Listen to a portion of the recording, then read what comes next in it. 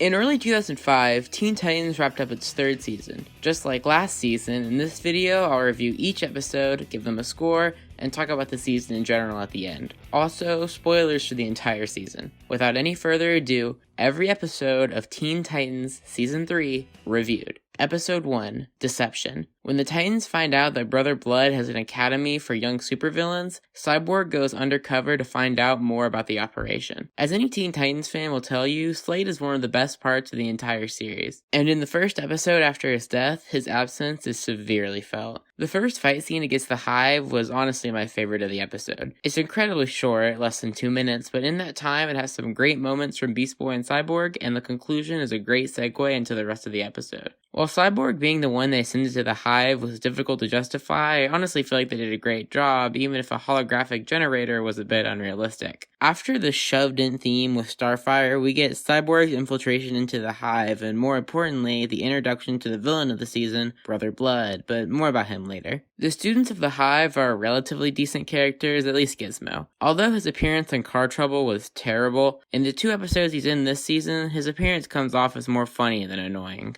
In general, the fight scene, the initiation, and Robot Cyborg were all just They aren't hard to sit through or anything, but there's nothing in there that's really exciting or interesting, except for the introduction of Brother Blood. Obviously, Brother Blood was never going to look great compared to the excellence of Slade, but even with that, he's just terrible. The 2 biggest problems I'll be talking about most in this video are his confusing powers and his just general idiocy. Briefly, his powers are never thoroughly explained, like why can't he control any of the other Titans or Bumblebee, and he never has a successful mission, the latter of which I'll talk about a lot more later. The one semi-interesting part of this episode is the hypothetical betrayal of Cyborg, which is only heightened by the fact that he's left the team before. Brother Blood does his best Slade impersonation and makes him an offer he can't refuse. Episodes like Only Human and some of his parts have led thematically to this point, but they don't really dwell on whether or not Cyborg actually considered his offer. Instead, Cyborg has a pretty lame fight with the Titans and pretends to have a meaningful conversation with Star, and then is whisked away for a nonsensical joke. This episode isn't a terrible start to the season. Seeing the Hive again was neat, but it definitely drops in quality fairly often and doesn't set up much of a story for the season. Episode 2, X. Someone has stolen the Red X suit and is planning on powering it up. The cold open is perhaps my favorite in the entire series. Of course, it's incredibly cliche, but this episode's take on the idea of a gray moral area is fantastic, and of course tying it back into masks from season 1 just makes it better. Robin's delivery could have been better, but it serves its purpose, and the reveal of Red X at the end is incredibly well done. Even the visual jokes with Beast Boy aren't distracting and add to the scene. But enough about the literal first minute of the episode. The first fight scene is just generally good all around. To start, the music is just another example of why the show desperately needed a soundtrack. It's fantastic. Each Titan has their own great moment or two in this well-choreographed fight, but even all of that doesn't detract from Red X. While he isn't terribly fleshed out, the idea and moral quandary of his existence is much more interesting than him. His one-liners were almost consistently great.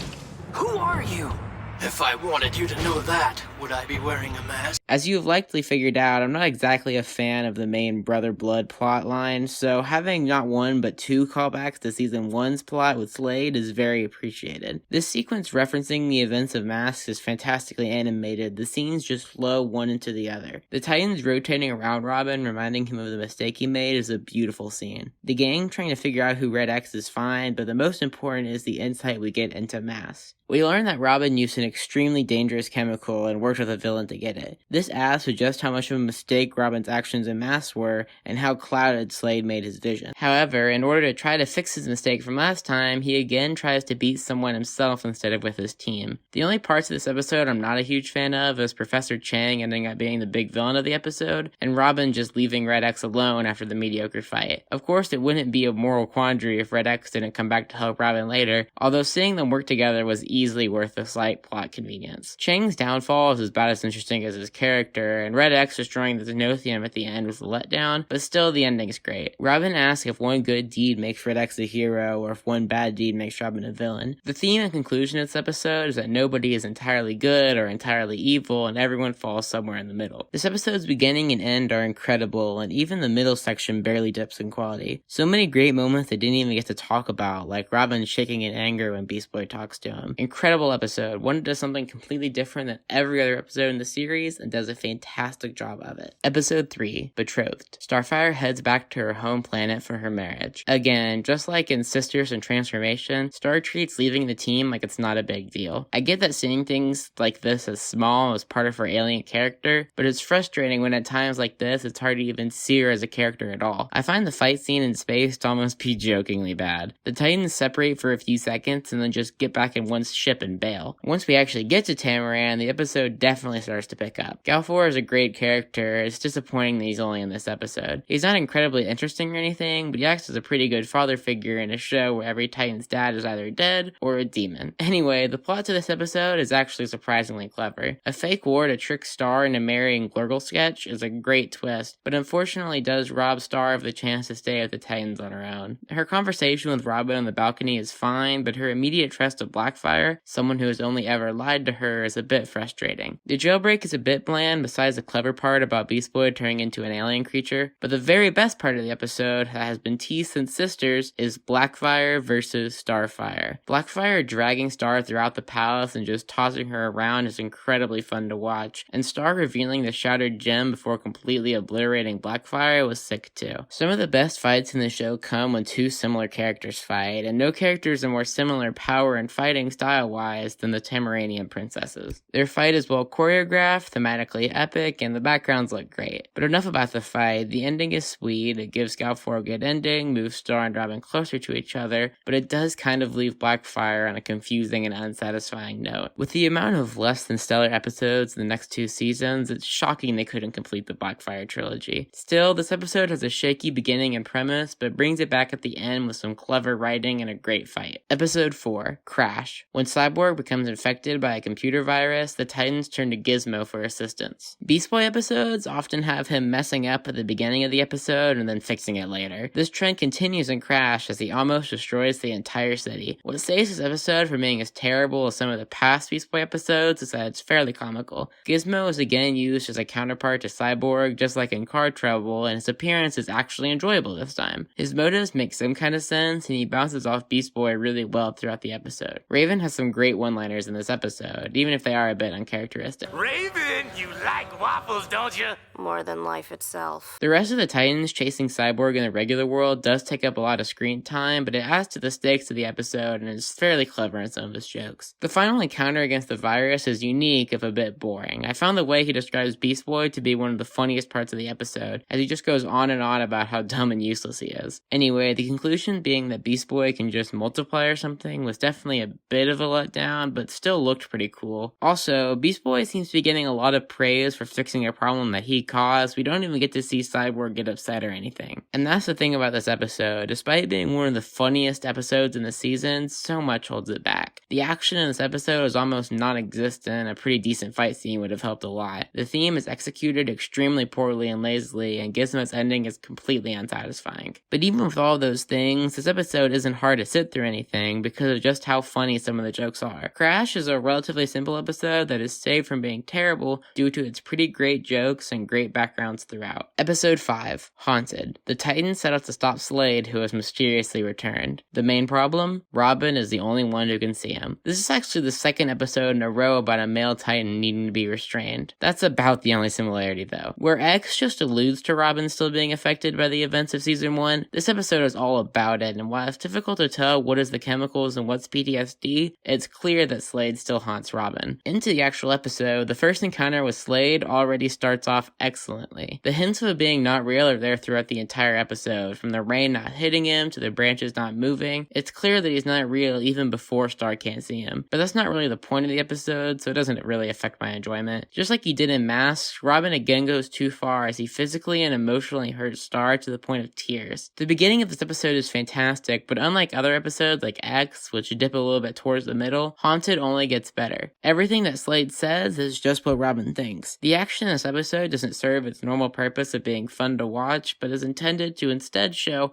how messed up Robin truly is. Robin never lands a punch on Slade. Slade Slade taunts Robin, which is only made worse by the fact that Robin is the one telling himself this. I was a bit disappointed that Tara was the one to take Slade out, but this episode completely makes up for it, as Robin feels incomplete without the conclusion he was looking for. The way that it ends up being Starfire taking him down after saying nothing the entire encounter shows just how disappointed she is, all while her starbolts light up the backgrounds and make the scene look incredible. It should tell you a lot that the biggest problem I have with this episode is the bit of plot convenience that nobody's watching Robin, but even that leads to the horrifying scene of Slade torturing Robin while he's tied down. The way that Slade just tells Robin that it'll never end and Robin completely believing he's about to die is gut-wrenching. All this happening while Starfire tries to justify why Robin hurt her. This leads to Raven going into Robin's head. Well, the part that everyone talks about is how we see hints of events in Robin's life, like him being sworn in as Batman's sidekick after the death of his parents in the circus, also pretty much confirming he's Dick Grayson, as if becoming Nightwing wasn't enough. My favorite parts are Robin truly trying to protect Raven, and Raven screaming Slade's name. Raven going into his mind allows him to have a relationship that no other Titans really have. Robin figuring it out at the end is a bit ham-fisted, but it definitely would have been disappointing had Star just turned on the lights or something. I wish Robin had apologized, but the hint of Slade's return finishes the episode on a fantastic note. As you can probably tell, this episode is nearly immaculate throughout all 22 minutes. With Star's light and the rain making the episode look fantastic, the great music or lack of music at times, and the voice acting of every character being at its absolute best, it's obvious why this episode is a fan favorite. The writing too is at its best. While the jokes are kept to a minimum, Seek Beast Boy really being the only joke, the writing of Slade makes him the best written villain in a season where he is dead. The only downside to this episode is how bad it makes Brother Blood look in comparison. Easily not only one of the best episodes of the season, but quite possibly the best of the show. Episode 6. Spellbound. Raven becomes obsessed with helping to free an ancient magician trapped in a spellbook. The opening sequence has some okay shots, but it's relatively boring. The writers had nearly complete freedom to do whatever they wanted, so it's a bit disappointing how bland it is. The first fight against Cardiac is also a bit light in action, but seeing Raven tear him apart before getting right back into the T-car is one of the funniest jokes of the episode.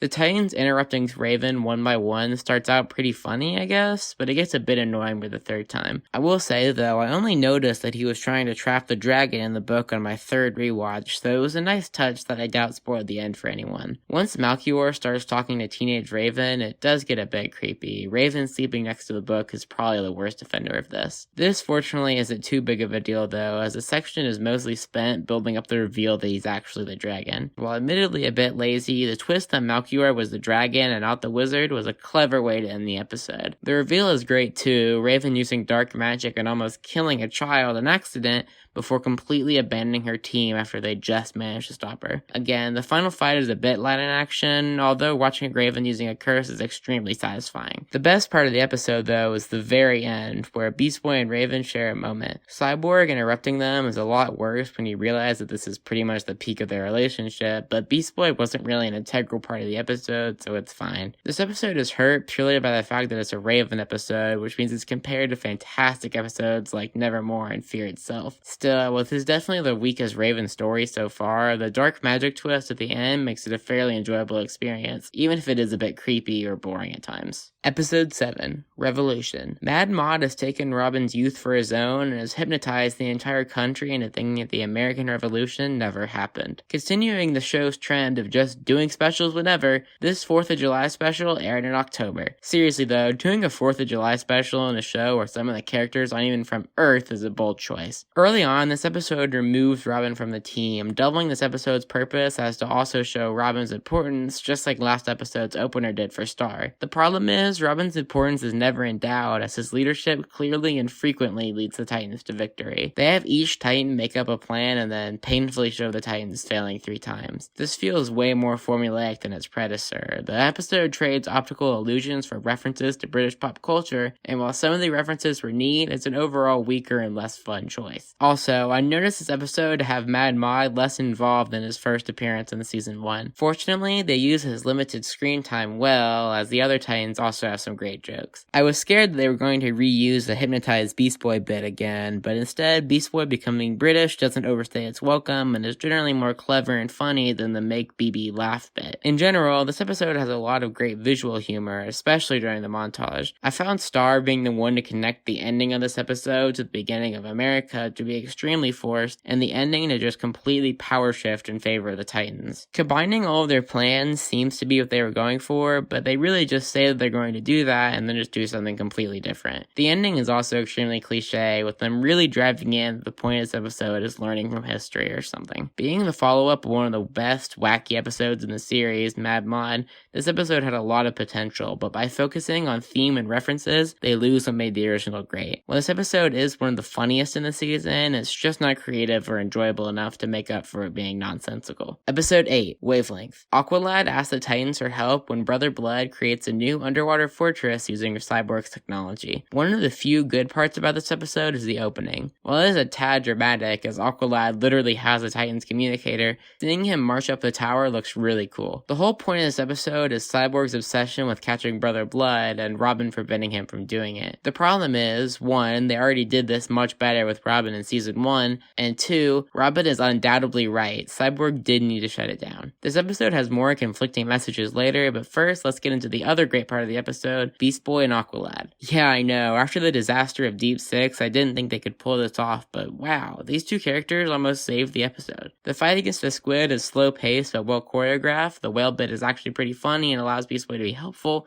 and their moments later in the episode are funny too. They really bounce off each other well, and by having 2 aquatic episodes, the show can get away with some great shots. Unfortunately, I'm just about done praising this episode. Bumblebee sucks. That's about it. For real though, the first of my problems is that she is so terrible at being a spy that she might as well be evil. The show isn't great with times, the only clue of time being that Final Exam and Deception are probably about a year apart, but even so, Bumblebee claims to have worked with Brother Blood for months. This means that she committed crimes and helped build a city-destroying tower without contacting any outside sources. But besides that, this line is also a bit frustrating when Cyborg asks why she wasn't mind-controlled. Blood couldn't brainwash you because... There's not a man alive who can tell me what to do. Not only is this a weak reason, but it's also completely retconned in 4 episodes. Final reason I dislike Bumblebee, the show treats her like a great person when she's actually a complete jerk. Besides just being generally rough to Cyborg, which I really don't take issue with, she reads through his memories and refuses to give them back. This is completely messed up. Even though she claims she only saw the drink stuff, assuming she didn't make it up, it's still shocking that Cyborg gets emotional describing how important this is to him, just for a good character just go, nope. Also, her fight with Cyborg isn't great. I just thought I'd mention that somewhere. Moving on, Cyborg locks Bumblebee out and fights Brother Blood in another one-sided fight until Bumblebee just comes in and wins. I already talked about the great BB and Aqualad stuff, but the other Titans adventures are just average, if not a bit forgettable. After the massive Deus Ex Machina, the Titans go back to the tower so that Cyborg can have his dramatic moment of considering leaving the team. The worst part about this episode is not just this one episode is underwhelming or that Bumblebee's a bad character, it's how limited this makes the season finale. Masked and Betrayals are both episodes just like this one. They are the last arc episodes before the finale. The difference is, besides both those episodes actually being good, is that both of those episodes end with something terrible happening that sets up the finale. This episode tries to have that with Cyborg's line about leaving the team, but in general, this episode is a victory for the Titans. While Beast Boy and Aqualad managed to save this episode from being a complete disaster, it's hard to be excited for the season finale. Episode 9, The Beast Within. Beast Boy takes slack about not being tough enough. Exposure to some chemicals sparks a change in him, but maybe not for the better. To complete our trilogy of male Titans needing to be contained, we have The Beast Within. You might remember before when I said that Beast Boy episodes are generally bad. This episode is one of the few exceptions. This is one of the longer cold opens in the series, but it's still completely action-packed. Beast Boy goes completely feral even before he gets exposed to the chemicals, and watching him just completely destroy Adonis is fantastic. Of course, this cold open also has Raven quickly insult Beast Boy, but I'll get more to that later. I would say that the only part of this episode that's just kind of average are Beast Boy's interactions with Robin, Star, and Cyborg. It's just not that interesting to see him be a jerk to people for no reason. Now, you might have noticed that I left Raven off this list. This is because Beast Boy definitely has a reason to stand up to Raven. It's hard not to agree with Beast Boy here. She is completely a jerk to him and he always just takes it. This is one of my favorite scenes of the season, if not the show. Is this the part where I'm supposed to be intimidated? No, this is... While watching Beast Boy become feral was great to watch, it's the fight scene that's really incredible. The way that Beast Boy fights while in this form is extremely unique and interesting. The incredible agility, along with the slow punches, is fantastic, and the choreography in this fight uses it very well. The scene back of the tower is just as great. While Robin does seem to forget that he also threatened his teammates under the influence of chemicals recently, watching him interrogate Beast Boy and then threaten to arrest him is excellent. Beast Boy freaking out at the thought of hurting Raven before continuing to attack his friends is done incredibly well also. The twist is almost impossible to see coming, and while that is a bit disappointing, it's a pretty okay twist. Since it happened to Adonis, it had nothing to do with shapeshifting, which does ruin it a bit, but having Beast Boy still care for Raven even at his angriest leads into an excellent final scene. But before we get into that, we need to talk about this Beast Boy versus Adonis fight because it's just incredibly fun. Two nearly identical creatures just completely thrashing each other. They go through floors, slam off walls, it's just a really good fight. Anyway, the end scene is a bit forced but sweet and a nice counter to the end of Spellbound. As you can tell, I love this episode. Seeing a more serious side of Beast Boy along with some great fights was bound to make an incredible episode. Episode 10, Can I Keep Him? Beast Boy has been secretly keeping one of Killer Moth's insects as a pet and asks Starfire to help hide him from the others. This episode is not at all helped by the fact that it comes right after The Beast Within. The beginning scene marks the return of one of the most boring villains in the series, Johnny Rancid, and to be honest, it doesn't really hurt the episode. Any harm that he does is outdone by the great opener to the last act, but I'll get to that later. Anyway, the first fight is seemingly pointless, so I'll instead move to the main part of the episode, Star hiding Silky. This feels a bit forced. It's fairly obvious that they set this episode up for Beast Boy and Date with Destiny, and then handed it to Star later. Star's character does fit what she does though, as her IQ goes significantly down every time an episode's about her. Seriously though, the montage is incredibly long, the first gross out of the episode isn't funny, and the fact that Cyborg and Raven both obviously know that at least Beast Boy is hiding something and aren't questioning him is painful. While I did find Star abusing her lack of knowledge of earthly things to be amusing, the following sequence where she abandons Silky takes incredibly long and is so boring. It just goes on and on until eventually Killer Moth suddenly appears. I did actually find the fake out with Johnny Rancid part 2 to be a bit funny,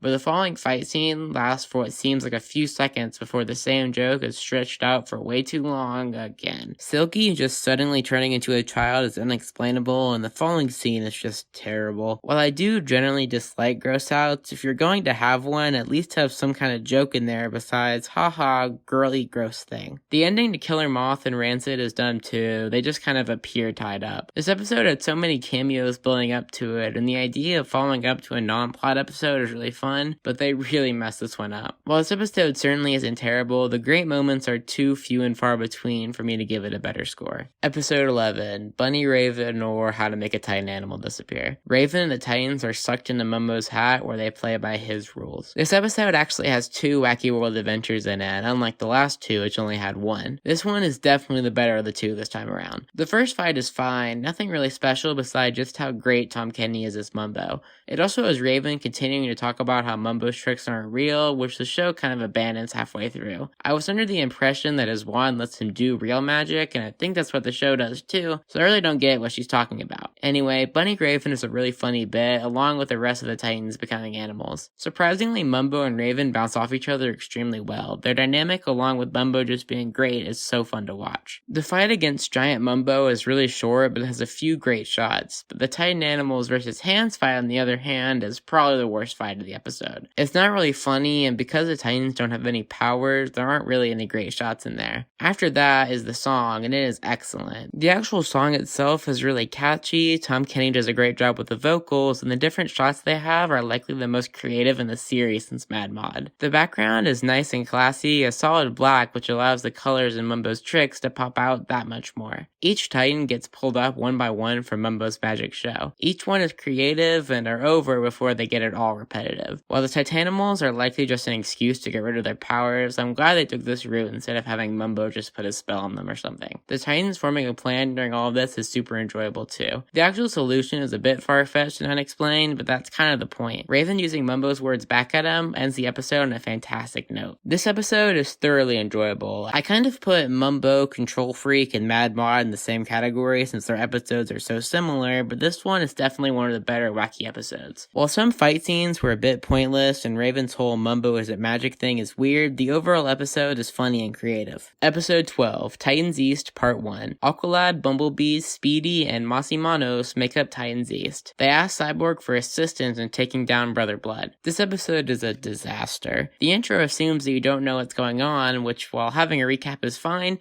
they literally have Cyborg complain about going to Titans East because he forgot he wanted to. They have this big reveal of Steamroller like he's going to be important, but his entire purpose is just to intentionally lose one short fight. Titans East is just a group of mixed up side characters from before that just senselessly fight with one another. The jokes in this section aren't really funny either. Masimanos are probably the funniest in the group, but even they get annoying after a few jokes. After Brother Blood reveals that he has security keys so the episode can keep going, we have one of the least interesting, drawn out horde battles in the entire show. It's so painfully long as each Titans East member besides Cyborg gets taken out. Brother Blood and Cyborg have a completely one-sided fight, while Brother Blood has some long monologue where he contradicts himself in literal back-to-back sentences. He mentions that Cyborg was the first to break free from his grasp, and that he was the first to resist him, like those that all mean different things. Brother Blood's powers are over the place, but I'll talk about that more in a second. Don't worry though, as a long important Cyborg versus Brother Blood fight gets ended by Cyborg's battery randomly exploding and him pressing a button. Cyborg then quits the Titans, which is an incredibly out of place and quick moment, but they address it more in the next episode. The big reveal is that Titans East, despite Bumblebee saying in Deception that she can't be controlled, are all brainwashed by Blood. This doesn't make any sense at all. There's no reason why Blood would not just control them before, had them just not revive Cyborg, or had them constrain Cyborg before reviving him. This almost seems only there for the purpose of stretching this to 2 episodes. While there is more to talk about Brother Blood and just how terrible of a villain he is, I'll save that for when I talk about him in the season overview. In general, this episode isn't funny, has bad fight scenes, doesn't make sense, and is generally boring. It's honestly difficult finding anything positive to say about this episode besides 1 or 2 great jokes. A terrible start to the end of Blood's story. Episode 13, Titans East Part 2. Cyborg calls on the Titans for help when Brother Blood turns Titan East against him. This episode opens up with what seems like it would be a great scene. It's the perfect setting for Cyborg to explain why he left, and while it does start that way, it quickly becomes just 2 kids screaming insults at one another. Afterwards, Brother Blood reveals his plan in the most anticlimactic way possible, and the following chase scene is also a letdown. Brother Blood becoming a cyborg himself is a great and interesting idea, but they barely talk about the moral implications of this and just keep on going in the episode. Bringing back Professor Chang to do it was cool though. The season has about 1,000 different arcs and refuses to stick to any of them. Having the original Teen Titans have to save Cyborg completely goes against the theme of Cyborg getting his own team, but the episode forgets that, so let's just move on to quite possibly the worst line of the season. So when they made you, I guess they didn't break the mold. This is completely out of character for Raven, destroys the pacing, and is an overall awkward joke in an otherwise serious episode. The best and only redeemable part of this episode is the fight between the 2 groups of Titans. It's a fantastic 5-on-5 showdown that utilizes each character's abilities and showcases dynamics between them that we usually don't get to see. Cyborg calling the shots was also a nice touch, as they each take down Titans East in individual clever ways. However, all of this ends when Cyborg gets teleported to yet another one-way fight against Brother Blood. Surprisingly, the 3rd time this fight happens is significantly less interesting than every other mediocre time, which is saying a lot. Cyborg again gets ripped apart in an interesting scene that, again, they've already done. Eventually, Cyborg has to win, so he just magically becomes a temporary god due to his spirit. The only way of how I can think they meant this was that he used the machines to tap into Bloods and temporarily use his powers. They don't really explain this, so I won't try to either. Obviously, this isn't the first confusing use of Blood's powers, including that he could possess the Titans, so at this point, you just kind of have to deal with it. Cyborg goes back to the original Titans in a kind of funny, nice end scene, although it does feel a bit rushed and preachy. Yeah, you can probably guess this episode does not manage to somehow save the season arc. Nothing makes sense, the theme is just tossed around and changed at will, and Brother Blood is arguably at his worst. I'll talk about it more in the season overview, but this episode, even with a great fight against the Titans, is a mess. Time for the season overview. A few quick things to get out of the way. The show still looks pretty good, although the season is a lot less comedic than others. Anyway, this episode goes back to only having 4 episodes devoted to the main season arc. And while this does sound like a bad thing, trust me, in this scenario, I'm grateful it's only 4. This arc has so many things wrong with it. One of those things being theme, which the arc just kind of disregards when it wants to. So many different themes, from disability doesn't define you, to being a man isn't defined by the leader or something, yet they don't want to commit to either. Next problem is Cyborg, who is, in my opinion, one of the least interesting Titans. He's just not consistent at all and has very little explained motivation. He is sometimes completely irrational to pretty much just move the plot. Speaking of the plot, it's so disconnected. In Terra's arc, it feels like they're moving towards an end game, but here it just feels like 3 completely different stories that somewhat connect. But the bigger problem I have with the season is Brother Blood. He is just terrible. He's not interesting, he's not threatening, his powers aren't well defined, his motives are non-existent. He's just a general terrible character to be one of the focuses of the season. The producer of the show has said that Brother Blood was written to be the opposite of Slade, and in more than one ways I agree. Slade was always in the shadows, where Blood is very open with his plans. Slade wins multiple times in the series, in episodes like Masks and Betrayal in the first part of both finales, while Blood loses in every episode. And while Slade is one of the best parts of the show, Blood is one of the worst. But the season's only 13 episodes long, and Blood's only in 4, so let's talk about the other 9. First, Crash, Revolution, Can I Keep Him, and Bunny Raven are all more comedy-based episodes, and besides the excellent Bunny Raven, are mediocre at best and terrible at worst. Next up are the 2 more serious but still average episodes, Betrothed and Spellbound. They are both kind of ridiculous for the character they focus on, but have some neat fights or funny jokes. But the 3 fantastic episodes this season are The Beast Within, X, and Haunted. The Beast Within is a fantastic Beast Boy episode with some great moments for him and Raven. X is a different style of episode with some great animation and music, and Haunted is a fantastic continuation in season 1 with fantastic writing, great sequences, and incredible environment. These 3 episodes, along with Bunny Raven, easily make this season's non-arc episodes way better than season 1 or 2. Unfortunately, this comes at a trade-off as the arc episodes are so much worse. That's all I have to say. For a season rating, at fear sounding like a broken record, this season gets a 7, just like the other 2. I'll rank the seasons after I finish the series. My least favorite episode was Titans East Part 1, and my favorite was Haunted. This has been AmpleSamuel, and I'll see you for season 4. Thanks for watching.